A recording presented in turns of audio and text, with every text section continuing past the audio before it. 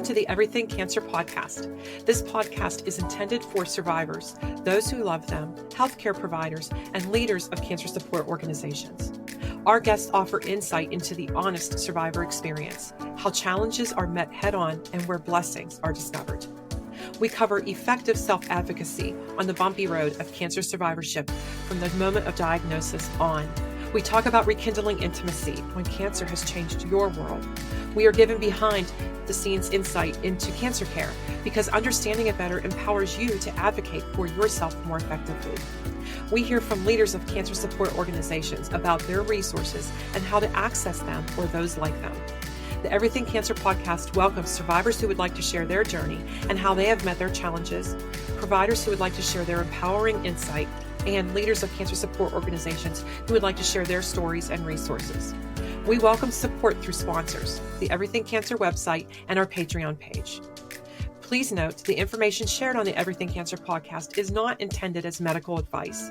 Please always consult with your healthcare team. The staff at Everything Cancer podcast will not answer individual healthcare concern questions. Thank you for joining us, and we hope that you enjoy this episode and find it useful.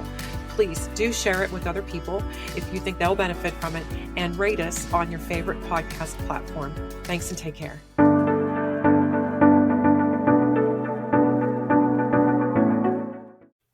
Hello, welcome to the Everything Cancer podcast. I'm your host, Jill, and I'm really happy to have you here. Today, we're going to be talking about another pillar of self-advocacy on the cancer journey, and that is understanding what is important to you in both the short term and long term.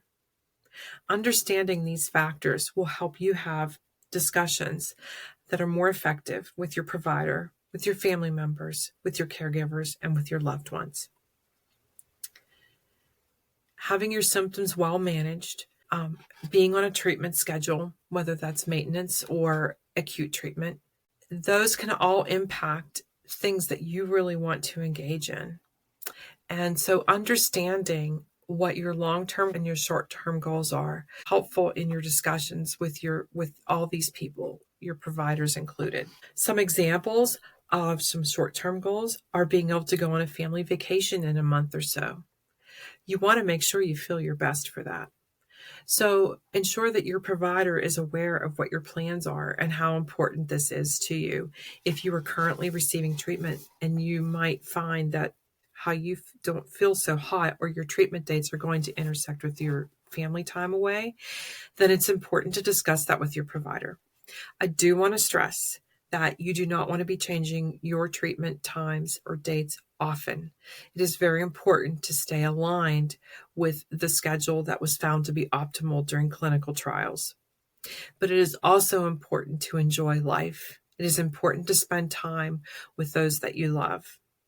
And that helps you feel better about things, and it helps you get a break from things. I'm not suggesting medical advice. I'm suggesting that you talk with your provider. You need to make sure it's not happening at a critical time too. So talk with your provider about things. Because you also need to feel good about how things are going, and you need to feel like you're enjoying your life and you're having a higher quality of life. For example of a short-term goal is being able to go to work every day, or however many days a week you would like to engage in your job. Feeling well enough to go to your book club or your card club. That social interaction of work and those types of clubs, that's really important at any point on the cancer journey. You feel less isolated. It inserts a tone of normalcy into your cancer journey. And it also gives you a support family of some sort. If these are people that you're seeing on a regular basis, they're going to be invested in what's going on with you.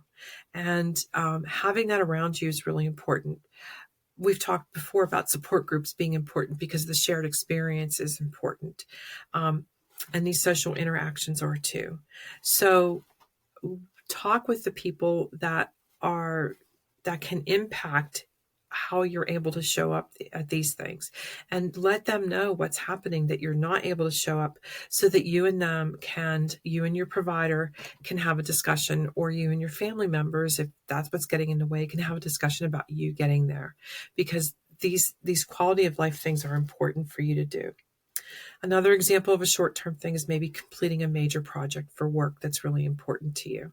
and being able to have the energy and drive necessary for that. So you might need a boost of symptom management or a boost in extra sleep or something like that. So working with your provider and or working with your family to help you meet that goal, having that discussion is important.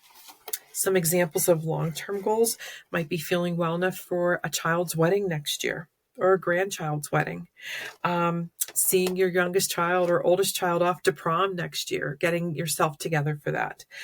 Feeling well enough to work effectively towards a promotion at work. Or getting yourself off to prom. Work with your provider, work with your family and say, this is really important to me.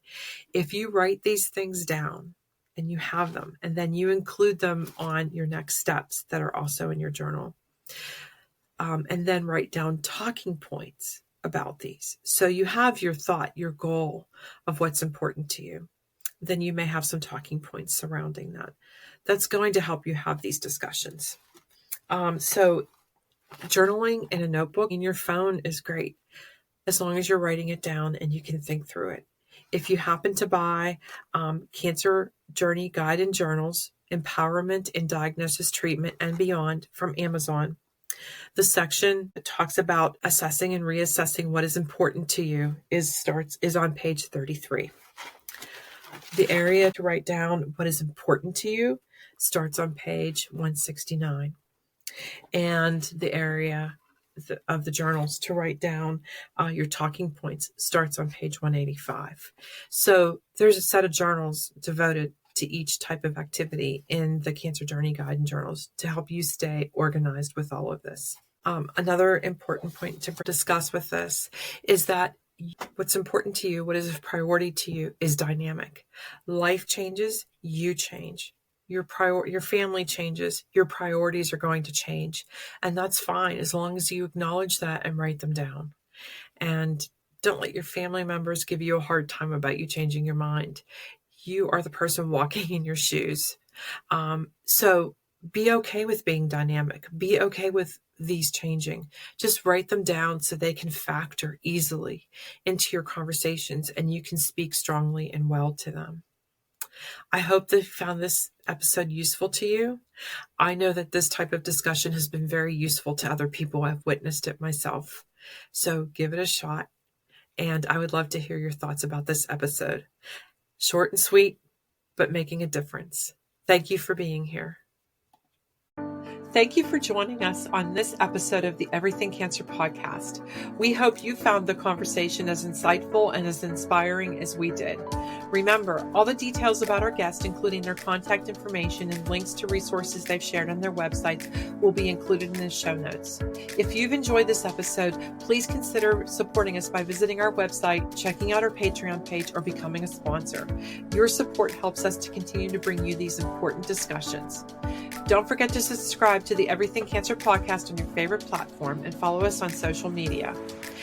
Always remember, the information shared here is not intended as medical advice. For any personal health concerns, please consult with your healthcare team. Thank you so much for listening, and we look forward to having you back with us again next time. And for anybody that you have invited to join us, please reach out if you would like to be a sponsor. We would welcome you. Thank you.